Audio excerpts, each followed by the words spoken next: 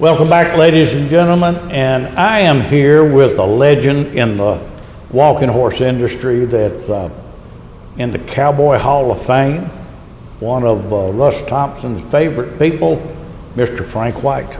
Frank, I appreciate you showing up today. Well, I feel honored that you have me. Well, it's an honor to have you, let me tell you that. And I'm just going to let you go back in time and tell about your experience with the walking horse. And You want me to tell about my beginning? well, I want you to tell about your trials and obstacles and let people know how far that you as a black man has come in the walking horse industry, and especially about being in the Cowboy Hall of Fame. Thank you. That's a big honor. Thank you. It was a big honor to me them to call me all of a sudden. I started in the walking horses when I was about 12. And the way I got started in the walking horses, I was raised down by Mr. Robert Stockett, Sam Stockett's them place, right across from the fairground. All of that down there used to be all blacks lived there, and it used to flood down there. And Mr. Stockett sold a lot of land, a lot of dirt to the city to build up the fairground, because he had owned all of that next to the river, Mississippi River. Mm-hmm. And they needed something to keep it from flooding, and that's what they did. Anyway, Mr. Stockett had a big rental stable, rent horses out for people to ride, and they had a guide to go to the river and around through the river and stuff. And we lived in it. And I was fascinated over them horses.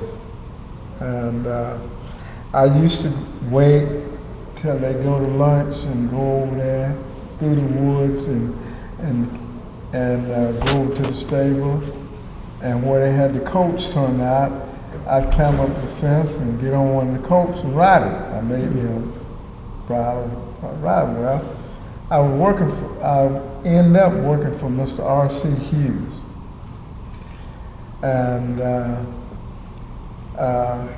the way I ended up is they come back from lunch early and caught me riding. And Mr. Hughes yelled at me, and I jumped off the horse, ran through the fence, and went through the woods. And he just got in his car and came on around and found me and took me back to the barn, told me, "You're going to put me in jail." And I was scared to death, never been in there. My mother never worried about me. We're a family of 9, and I'm the oldest. And so Mr. Hughes kept me there all day. He chewed tobacco, so I was too little to push a wheelbarrow to clean the stall. And I worked around the barn and done stuff he'd tell me to do. So he waited till my mother got off work and put me in the car and carried me around and talked to my mother. Mm-hmm. Well, said he wanted this boy to come and work for him, and he'll take care of him and he'll help her and stuff. So I went to work and I loved it. At 4 days in the morning, going to the barn.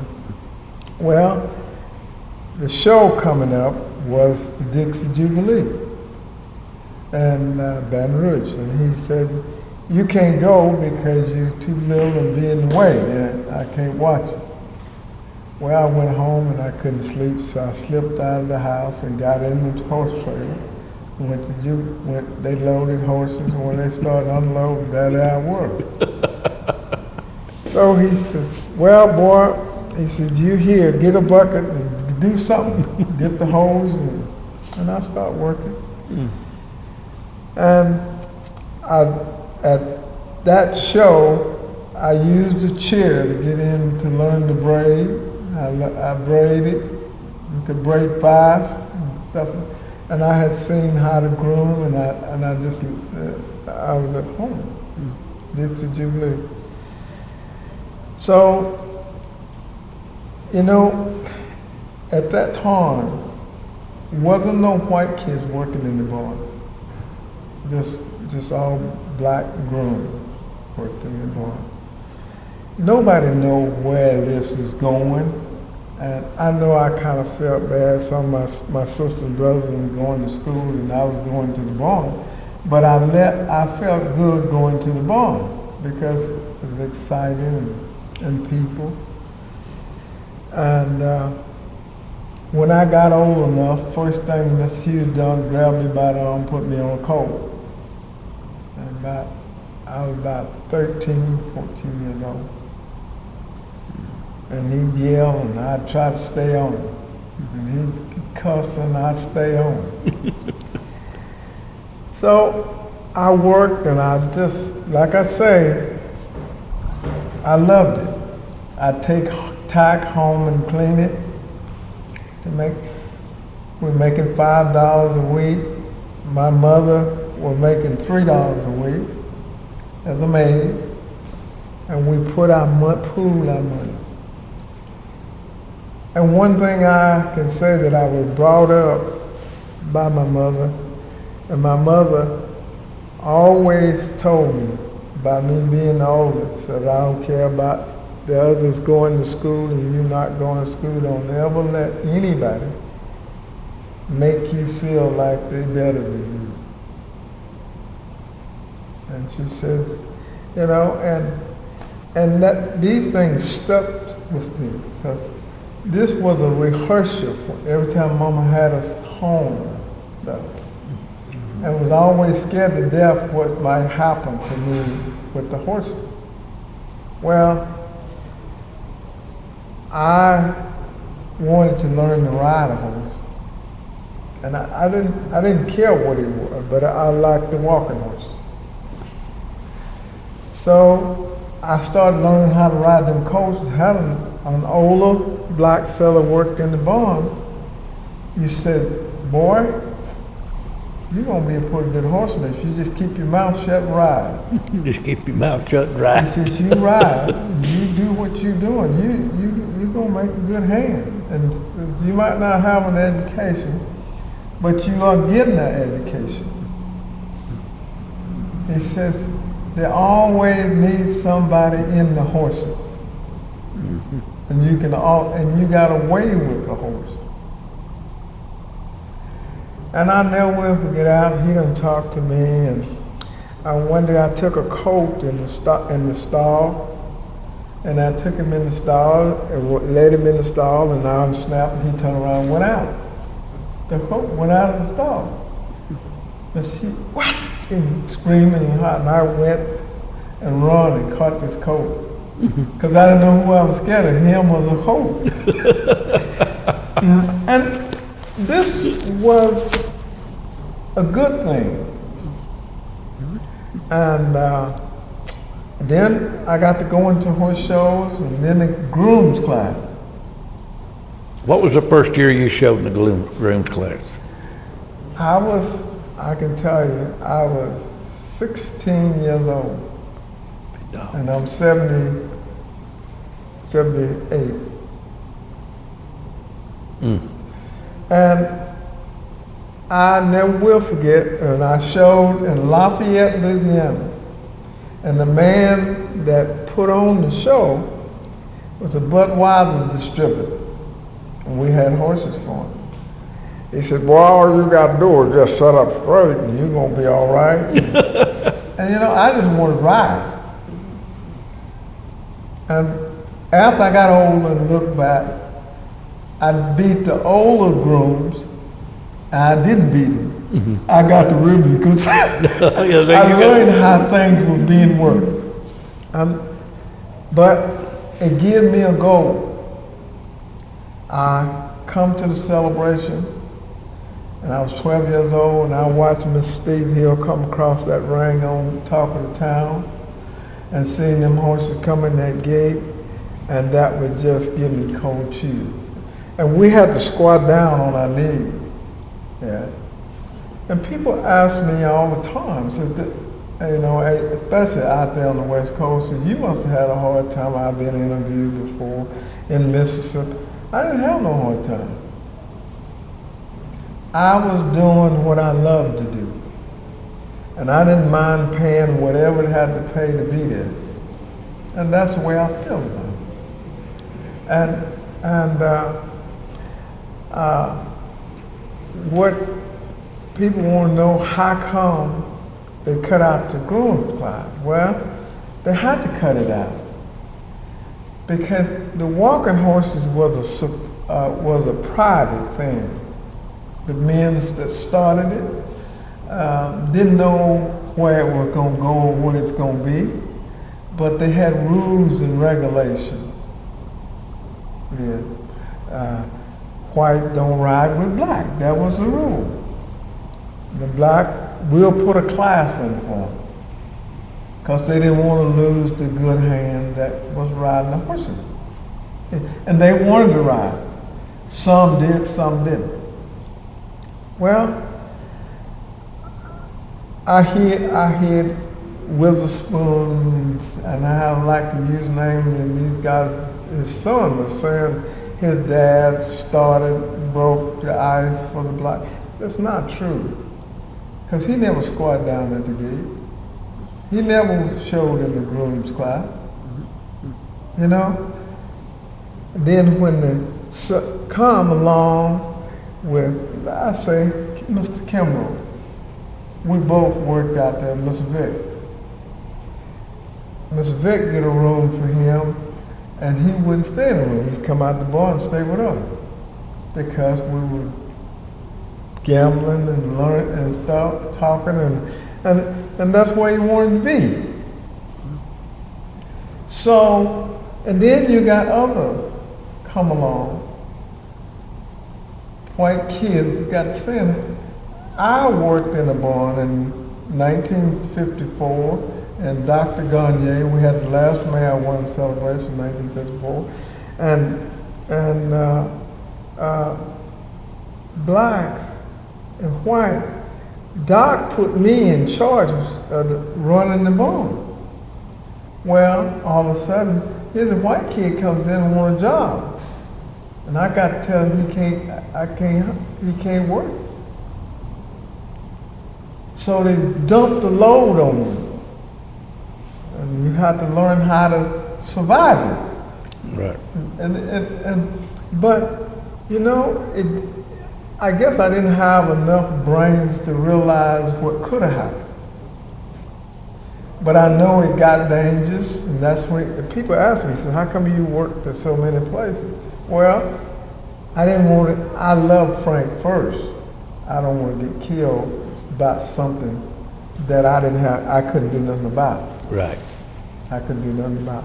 And I never hold nothing we didn't have nobody in our family was prejudice, nothing. My mother didn't lie because we survived by all of us.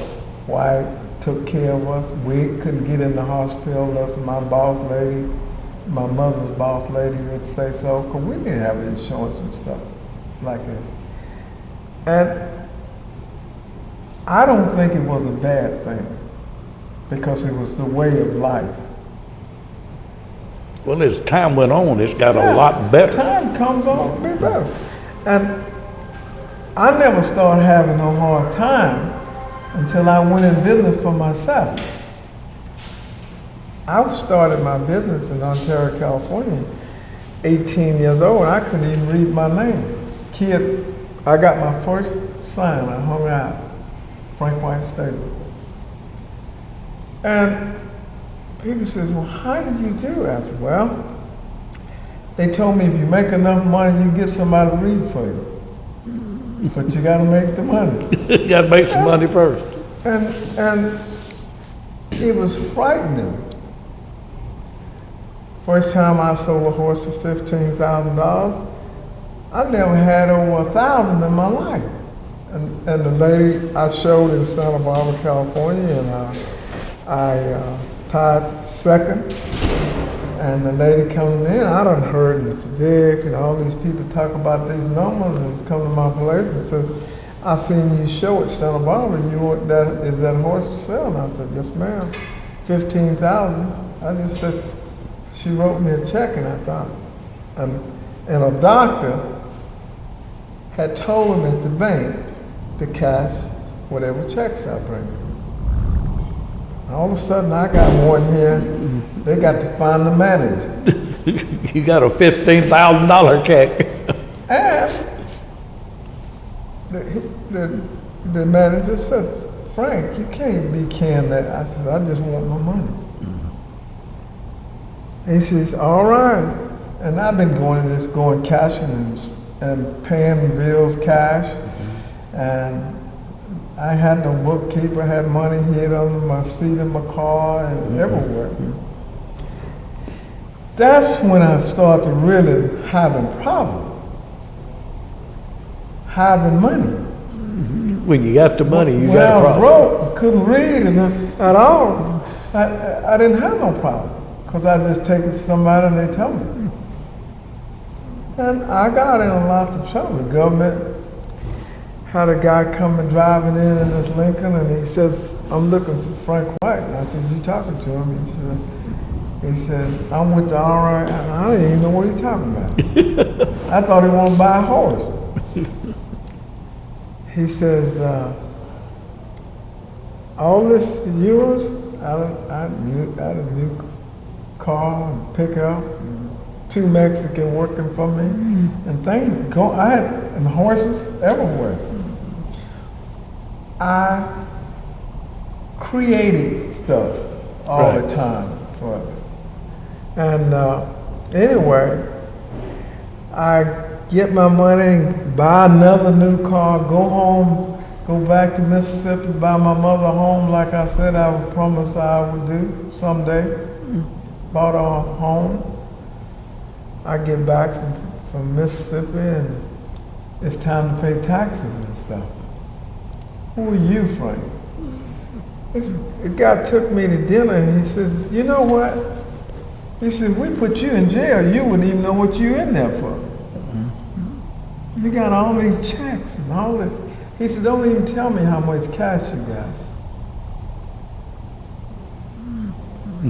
And see, I learned this. The government don't want to put you in jail. They want you to pay them. Right. And you gonna pay them one way or another. And like I said, I'm 78 years old. I've never been in jail in my life. Now, I ain't saying that I probably should have went to jail. 'Cause right here in Tennessee, I don't know, you don't even probably know Mr. Tom Fulton and all them people. He was the executive director, was the president of the Breeders Association when it was uptown.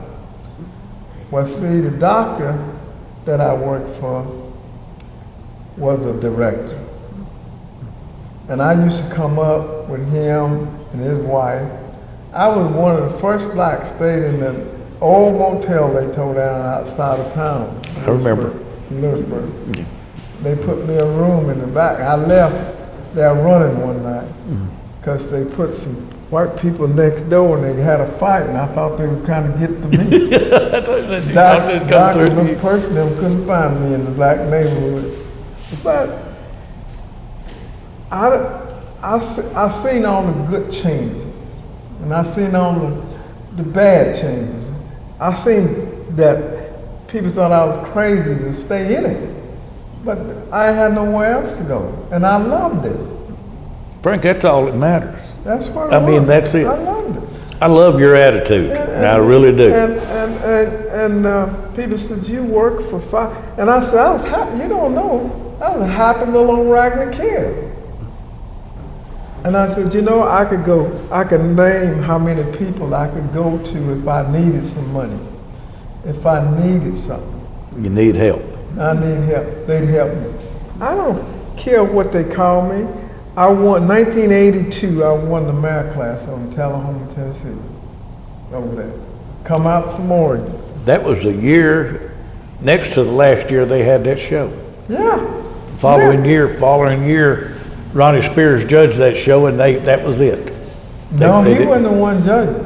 No, I'm talking about the following year. Okay. The following year. Well, a little story about that. I bought a horse from Mr. Wallace Brandon, and Honest Nim went in Franklin there. And the mare was named One More Time. And Priest Fleming them had her, and several people had had her, and nobody could get her to canter because she'd run off. So when Mr. Wallace used to have that colt show at his place, I come back here and we bought that mare.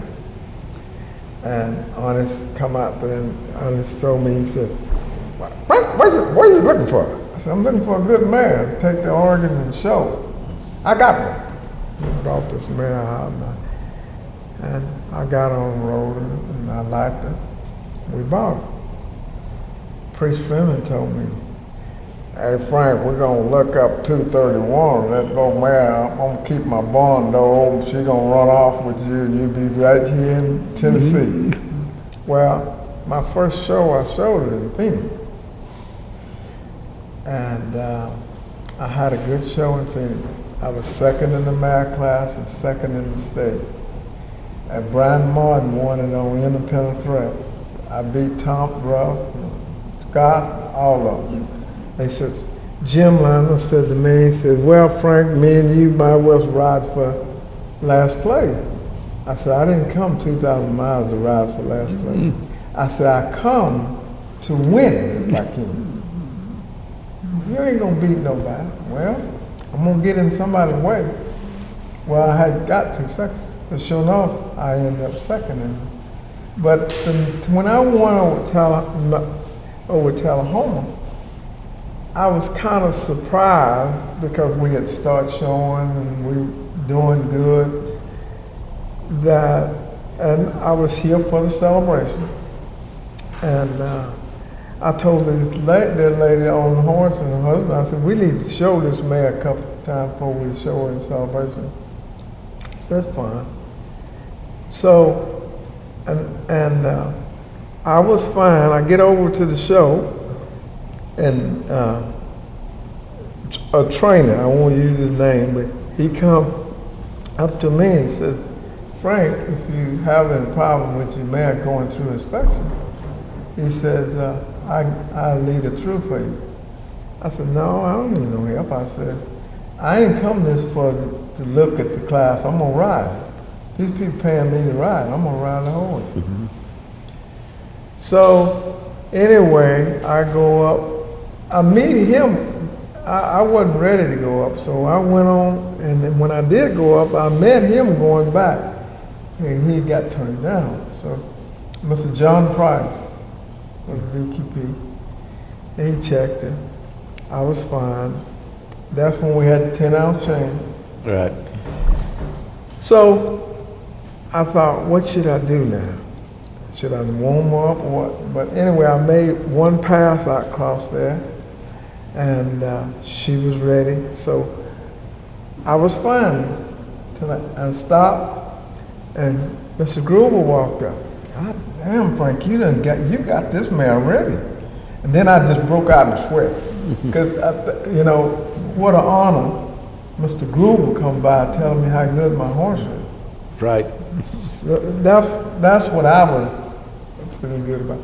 So when I went in the ring, Mr. Gruber said, you just stay right there and ride on that flat foot walk right where you're at. And I did. I worked it. And I noticed when I come in the gate, the judge turned it back.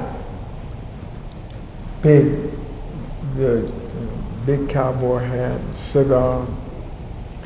And Gruber was just screaming and hollering at me, and I'm trying to concentrate and reverse, line them up, and I parked on the end. The man come down there and, hey boy, I said, yes sir. Can that horse go on and work off? I said, I'm here for all night. All right, we're gonna find out what you got. Yes sir. Put us back out there on the radio. I think Joe Martin, Billy Gray, it was about 8 of them. When he said, just ride where you ride. When you turn around, act like you're going home. And I did. They tied me first. People were screaming. I didn't even know my number because I usually write it in my hand so I wouldn't forget it. So, but anyway, they taught me first, and all the trainers rode out, got their ribbon rolled out, and then they give their horses to the groom. They're gonna go back and tell the judge on it. So I had my horse to the owner because I wanted to go back out in the ring and see what was gonna happen. One of the trainers walked up to the judge and said, "You tied that nigga or what?" The man just took his cigar and said, "Well, I'm gonna tell y'all something, man. That boy come in that ring and I turned my back." And he says, "I watched him work. And I watched him all work." And he said, "I try not to look, but every time I look at this boy, he just kept getting better and y'all got worse." And he says, "Okay, I lined them up." And he says, I just thought maybe the boy was gonna run out of gas. He said, "I put y'all back out there on the rail. And hey, I had to find somebody to tie second." I mean, this man says, I tied the nigga, he won the class. I thought to myself, you know what?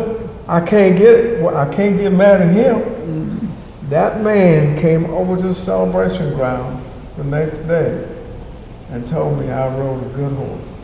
He said, "I didn't give you nothing, boy. You showed a good horse." He says, "I couldn't drive back." He was from Alabama, because he said, "I can't drive back to Alabama with my wife and not tie you. You won the class." What was the judge's name? Do you mind telling I me? don't. You don't remember? I could probably go back and find, because that's a good thing. Yeah, and that's one of the things. Yeah. Well, Frank, we're about to run out of time, but I want you to tell us, real quick if you can, about being in the Cowboy Hall of Fame, because I think that's something very special. Well, one day, one evening, I come home, my wife was fixing dinner, and I was sitting there on the couch, and the phone rang, and I answered the phone, and the lady says, "I'd like to speak to Frank White." And I said, "You talking to him?" She says, "Mr. White, you was a candidate to be inducted into the Cowboy Hall of Fame." I said, "Okay," just like that. And she hung up. Judy said, "Who is that on the phone?" I said, "Somebody with the wrong number." I don't know who it is. So, a week went on, and they did get a hold of Judy. Judy sent them all these pictures. And I got pictures when I used to imitate walking horses. Me and Bo Howe, right here in Tennessee. I know Bo Howe. I remember him well. Yeah. Well, because we worked for Mr. Toby, we worked for Mr. Betty. Anyway, I was getting ready to come to Celebration. And I told Judy, I said, we got to get the entrance in to Celebration. She said, "Well, you ain't going to Celebration." And see, you might want to take a 38 and shoot me. You're going to tell me I ain't going to Celebration. I said, if I work for somebody and they tell me I couldn't go to Celebration, I quit and might go back and work for them after Celebration, but I'm going to Celebration. So Judy says, "Frank, I got the ticket, all the expenses paid. You're going to be inducted into the Cowboy Hall of Fame." Well, it still couldn't turn me on like going to Celebration. So my brother was an All-American, Kentucky State, played pro football for Miami for 3 years. Me and him were talking, and I called him. And I said, "David, they talking about inducting me into the Hall of Fame." He screamed in the phone. I almost, "What?" I said, "Yeah." I said, they done sent me the plane ticket, all expenses paid, and I'm going to be inducted into the Cowboy Hall of Fame. So that still hadn't registered to me what I'm doing. One night I was sitting there watching boxing, Muhammad Ali and Michael Jordan. And they was showing all these people are inducted into the Hall of Fame. And then something started registering to me. You don't even know what you done did. So we get on the plane, fly to Dallas. And we're on the plane with some other people that's going to Dallas to be inducted into the Cowboy Hall of Fame. And when we land, this plane didn't come up to the deal. It landed out, and then they rolled out the red carpet in the limo and lined up. Mr. Groover called me, and he was here in Tennessee, and he told me, he says, I want you to know, Frank, everybody talk about the Walking Horse Hall of Fame. That ain't nothing for what you done did. And I'm proud of you. And if I didn't have the trainers meeting, I would be right there beside you. Because everything you got, you own it. Well, that's a good. And I got pictures of it. They give us a key to the city. And I'm gonna tell you a story right quick. You know the guy that have the shoe shine. Right. Celebration. This jacket, I bought it in Dallas because it was cowboy. This is close to cowboy. Because Judy says, Frank, you can't just wear it. This is for cowboy. So we went to town in Dallas to find me something that I would want to wear to be inducted in the Hall of Fame. So I went in this store where they have all these cowboy boots. We went in there. And I'm talking about boots for $10,000. I'm talking about this is, and I knew I was in the wrong place, but I wanted to look anyway. And we walk around the store, and here's a black guy over in the corner, big tall guy. He's shining shoes, shining boots and stuff. Anyway, he raised up and he says, Frank White, what are you doing here? And I thought, oh my God, who is this guy? He said, you don't know me, do you? I said, you don't remember me, do you? I said, no, I don't. I don't. And he said, I shined your boots in Shelbyville when you won the 4-year-old world champion plantation class.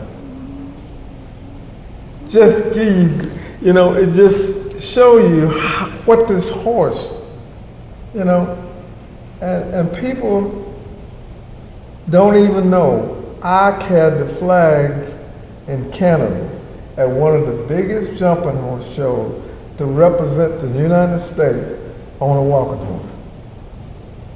What more can you ask for?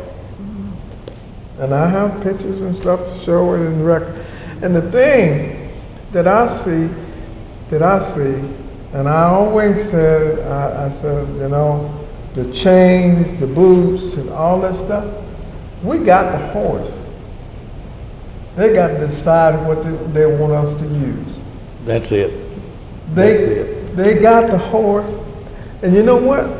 Our grandkids, it's gonna have to change some more. It's got to change some more. It will. And it's all for the good.